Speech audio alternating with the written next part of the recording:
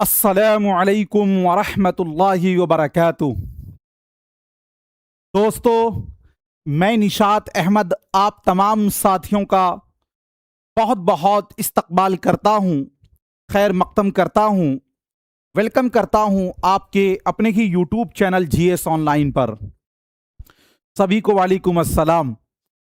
मंजिल की जुस्तजू है तो कर जुहद मुसलसल, मंजिल की जुस्तजू है तो कर जुहद मुसलसल, यूं मुफ्त में चांद सितारे नहीं मिलते। सीटेट 2026 जिसका एग्जाम सितंबर में होने वाला है। चलिए, सबसे पहला क्वेश्चन आपके स्क्रीन पर पूछा जा रहा है, ये बताइए कि तहसीली महारत में कौन कौन सी महारतें शामिल हैं। ऑप्शन ए में है बोलना और लिखना, ऑप्शन बी सुनना और पढ़ना, ऑप्शन सी बोलना और पढ़ना, और ऑप्शन नंबर डी में है सुनना और लिखना। क्या पूछा गया है? तहसीली महारत।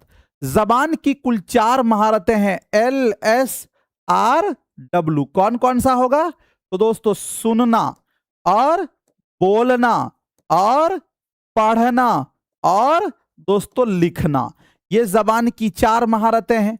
हमने आपको ये बताया था कि ये 4 महारतों में से 2 महारत, एक सुनना दूसरा पढ़ना। हम सुनकर दूसरों के ख्यालात जज्बात को समझते हैं और जब हम पढ़ते हैं तो किसी और के ख्यालात जज्बात को, तो इसीलिए इसे जो है कहा गया है अखजी महारत, और अखजी महारत को ही कहते हैं तहसीली महारत। और तहसीली महारत को ही दोस्तों क्या कहा गया है? तो इसे दोस्तों कहा गया है हुसूली महारत। कौन सी महारत? हुसूली महारत कहा गया है। और फिर हमने आपको यह बताया था कि इसके अंदर 2 महारत, हम बोलकर और दूसरा लिखकर अपने ख्यालात और जज्बात को दूसरों तक समझाते हैं, तो इसे कहते हैं तामीरी महारत। क्या कहते हैं? तामीरी महारत। और इसे ही कहा गया है तख्लीकी महारत, और इसी तख्लीकी महारत को कहा गया है पैदावारी महारत। क्या कहा गया है? पैदावारी महारत। तो ये जो है ना अलग अलग नाम है।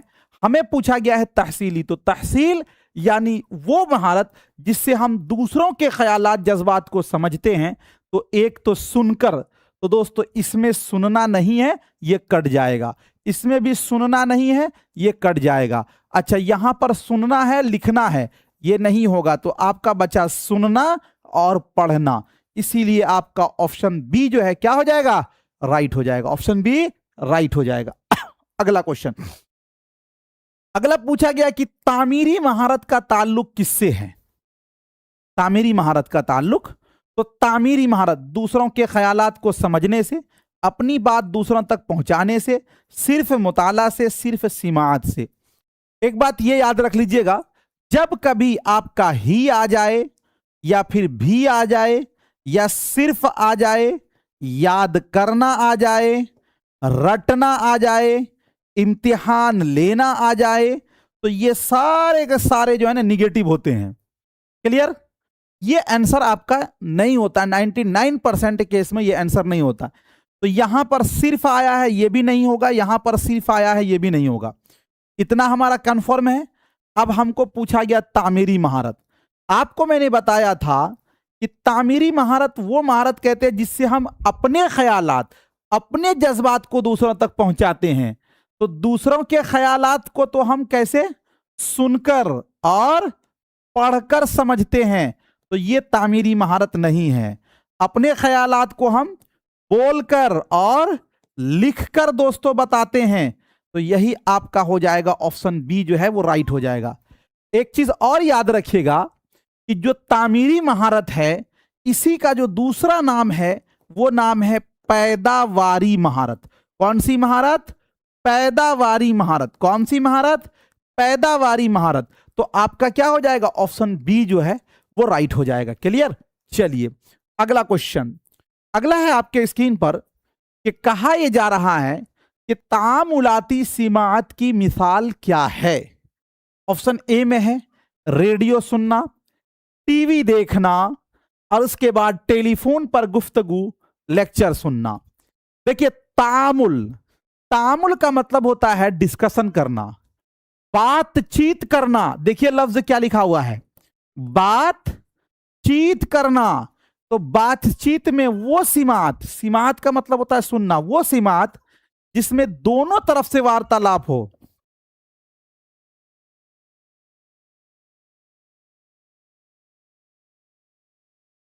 तो वो सिमात जिसमें दोनों तरफ से बातचीत हो रही हो। तो देखिए, रेडियो एक तरफा आप सुनेंगे, ये तामुलाती नहीं होगा।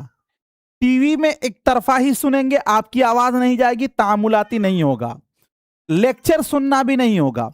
ये टेलीफोन पर गुफ्तगू, आप बातचीत करेंगे। तो ये दोस्तों आपका ऑप्शन सी जो है वो आपका राइट हो जाएगा। अगला क्वेश्चन, सुनना और बोलना किस किस्म की महारतें कहलाती हैं? तक़वियती महारतें और तख्लीकी महारतें, इब्तिदाई या फितरी महारतें और तहसीली महारतें। क्या कहा गया है? सुनना और बोलना। हमने आपको बताया था कि जबान की जो 4 महारतें हैं, एक आपका सुनना, दूसरा बोलना, तीसरा आपका पढ़ना, चौथा आपका लिखना। इसमें से 2 महारत ऐसी है कि कोई भी आदमी बगैर मेहनत के हासिल कर सकता है, सुनना और बोलना। पढ़ना और लिखने के लिए मेहनत करना पड़ता है, इसीलिए इसे तक़वियती महारत कहते हैं। ठीक है, तो दोस्तों सुनना और बोलना जो है ये आपका इब्तिदाई या फितरी महारत कहलाएगा। ऑप्शन सी जो है वो आपका राइट हो जाएगा। क्लियर? चलिए अगला क्वेश्चन। अगला है, पूछा जा रहा है 5 नंबर में कि लिखना सिखाने का कदीम तरीका कौन सा है? मांटेसरी तरीका, अबजदी तरीका, पेस्तालोजी तरीका और तज्जियाती तरीका। कदीम तरीका का मतलब हुआ कि वो मेथड जो सबसे पुराना हो। तो लिखना सिखाने का जो सबसे कदीम तरीका है उसका नाम है अबजदी तरीका। अबजदी तरीका वो तरीका होता है जिसमें जो दोस्तों सबसे पहले हमें छोटे छोटे, यानी कि पहले हुरूफ, फिर 2 हरफी, फिर 6 हरफी, इस तरह सिखाते हैं, वो अबजदी तरीका। ऑप्शन बी जो है वो आपका राइट हो जाएगा। अगला क्वेश्चन, किसी इक़्तिबास के मरकजी ख्याल को जानने के लिए कौन सा मुताला किया जाता है? ऑप्शन ए में है सरसरी मुताला, ऑप्शन बी में है खामोश मुताला, ऑप्शन सी अमीक मुताला और बुलंद खानी। यानी कोई पैराग्राफ है, अगर उसको मरकजी ख्याल यानी उसका आपको सरान से जानना है, ऊपर ऊपर जानना है, तो कौन सा मुताला होगा? मरकजी ख्याल को समझने के लिए दोस्तों सरसरी मुताला करते हैं। कौन सा मुताला करते हैं? सरसरी मुताला। ठीक है, ऑप्शन ए वाला जो है वो आपका राइट हो जाएगा। अगला क्वेश्चन है 7 नंबर में कि किसी खास मालूमात की तलाश के लिए कौन सा मुताला किया जाता है? ऑप्शन ए में है अमीक मुताला, ऑप्शन बी स्कैनिंग मुताला, ऑप्शन सी खामोश मुताला और वसीअ मुताला। यानी कोई मालूमात को आपको जांच करना है। जैसे कि दोस्तों आपका क्या हो सकता है? तारीख पैदाइश। क्या हो सकता है?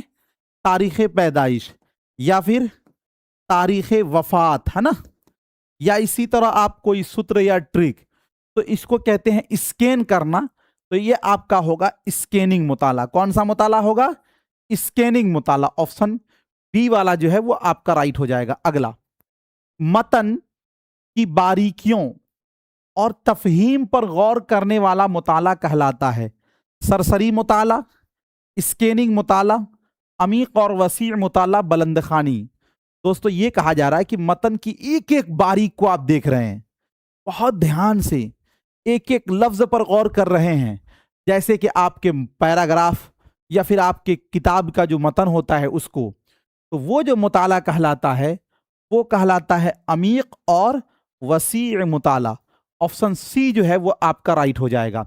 अगला क्वेश्चन, अगला है कि बुलंद खानी का ज्यादा ताल्लुक ज्यादातर किससे है? जी, ऑप्शन ए में है कॉलेज तलबा, ऑप्शन बी इब्तिदाई जमात के लिए, ऑप्शन सी असातिज़ा और मुहक्किकीन के लिए। 2 मुताला होता है, एक जो है वो आपका है बुलंद खानी। बुलंद खानी का मतलब होता है आवाज से पढ़ना, और दूसरा आपका है खामोश मुताला। हमने आपको बताया था कि बुलंद खानी जो है ये आपका इब्तिदाई दर्जात के लिए, छोटे बच्चों के लिए ये क्या है, बहुत ही अहम है। बुलंद खानी में क्या होता है, तलफ़ुज़ की अदायगी की दुरुस्तगी होती है, यानी अदायगी सही होते हैं।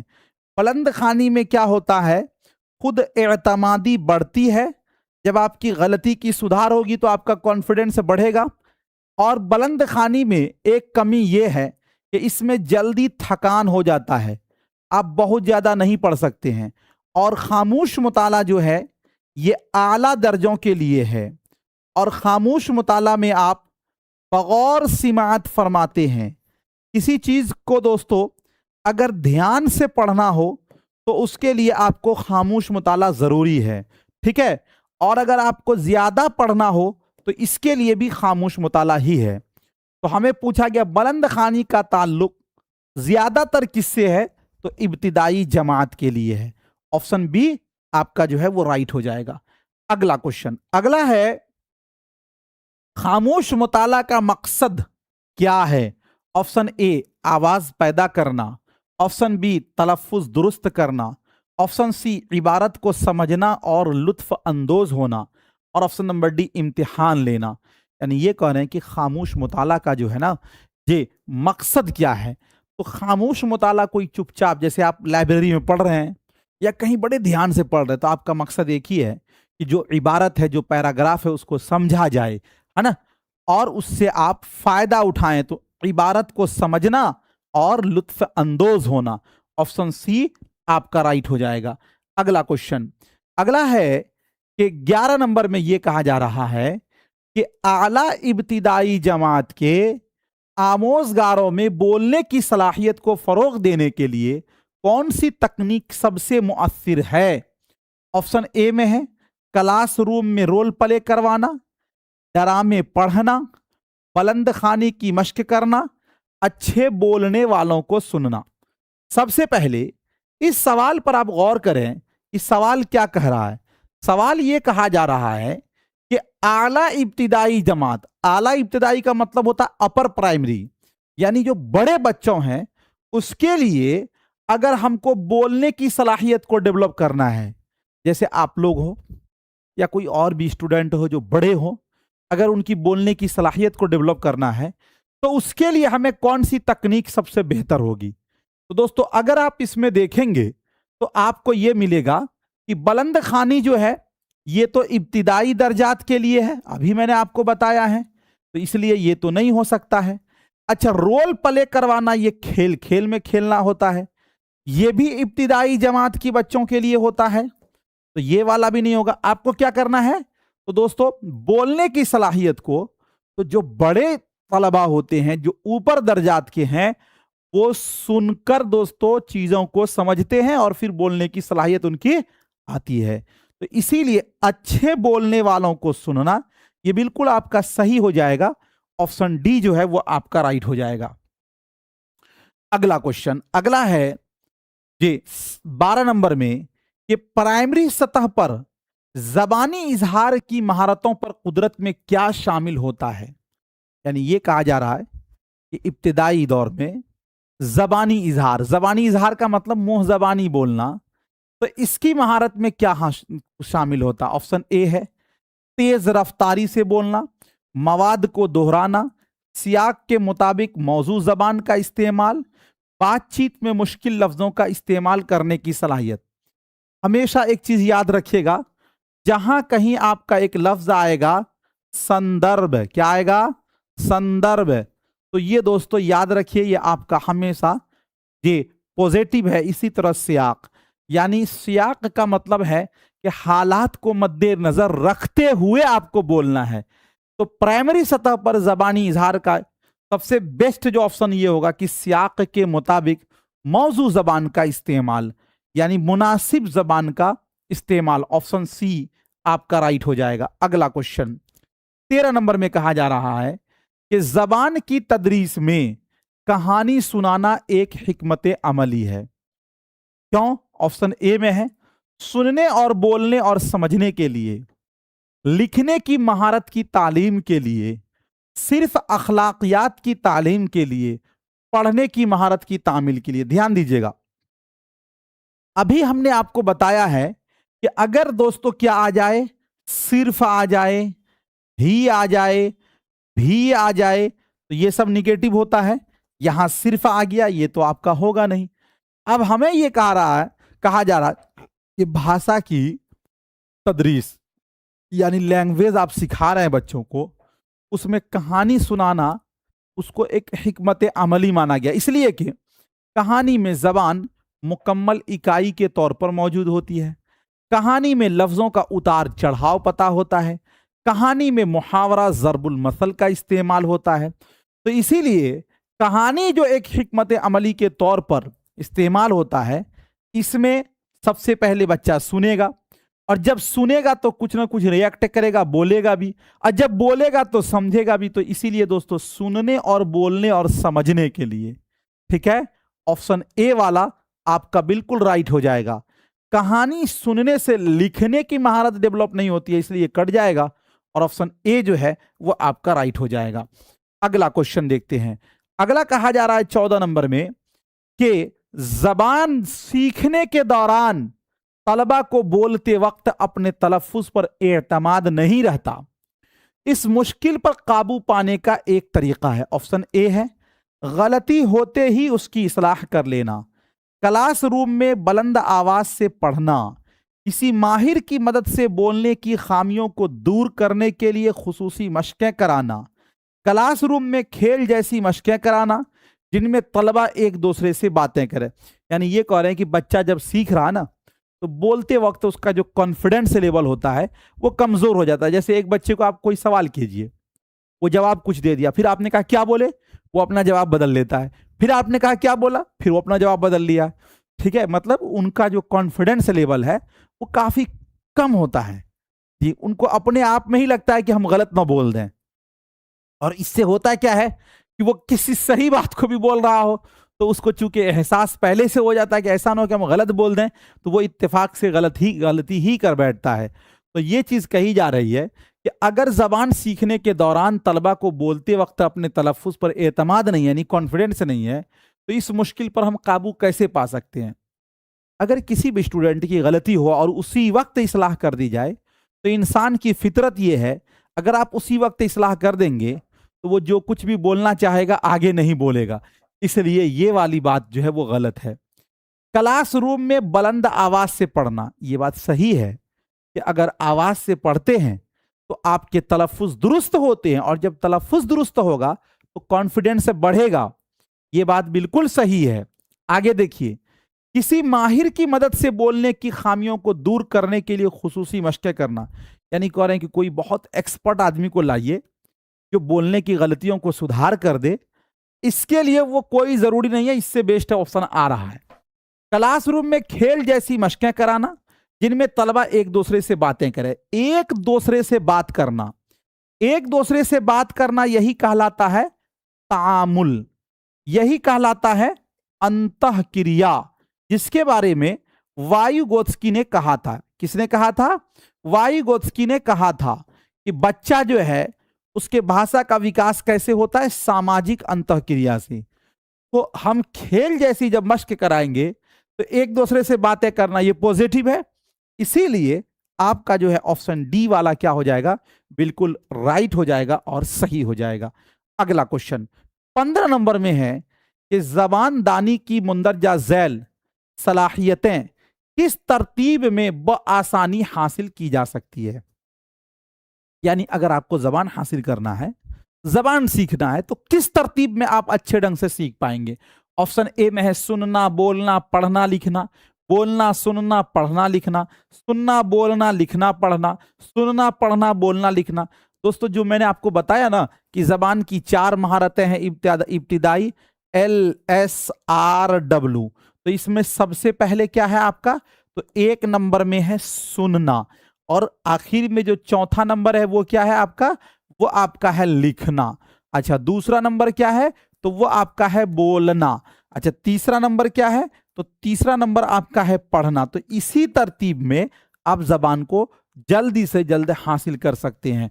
तो गोया के सबसे पहले क्या होना चाहिए? सुनना। यहां पर बोलना है, कट जाएगा। यहां पर सुनना है, यहां पर लिखना है, लग रहा है सही। यहां पर भी सुनना है, यहां पर भी लिखना है, यहां पर सुनना है, यहां पर पढ़ना है, ये कट जाएगा। अब देखेंगे इसमें, तो पहला आपका है सुनना बोलना और पढ़ना लिखना, ये बिल्कुल सही लग रहा। यहां पर है सुनने के बाद पढ़ना, जबकि सुनने के बाद क्या होना चाहिए, बोलना, ये वाला गलत हो जाएगा। तो आपका कौन सा ऑप्शन सही होगा, ऑप्शन नंबर ए वाला राइट होगा। ऑप्शन ए क्या हो जाएगा, राइट हो जाएगा। अगला क्वेश्चन देखते हैं। अगला है बातचीत के दौरान कौन कौन से दो अमल साथ साथ चलते हैं, यानी जब आप बातचीत करते हो तो कौन कौन से दो अमल जो है ना वो साथ साथ चलता है। ऑप्शन ए में है सुनना और देखना, पढ़ना और सुनना, सुनना और बोलना, सुनना और हंसना। देखिए बात और चीत जब आप करते हैं, वार्तालाप करते हैं, तो जब आप बोलेंगे तो अगला सुनेगा, और बातचीत का मतलब है कि अगला भी बोलेगा, जब अगला बोलेगा तो आप सुनोगे। तो इसमें कौन कौन सी दो अमल चलते हैं, एक जो है सुनना चलेगा और दूसरा दोस्तों बोलना होगा।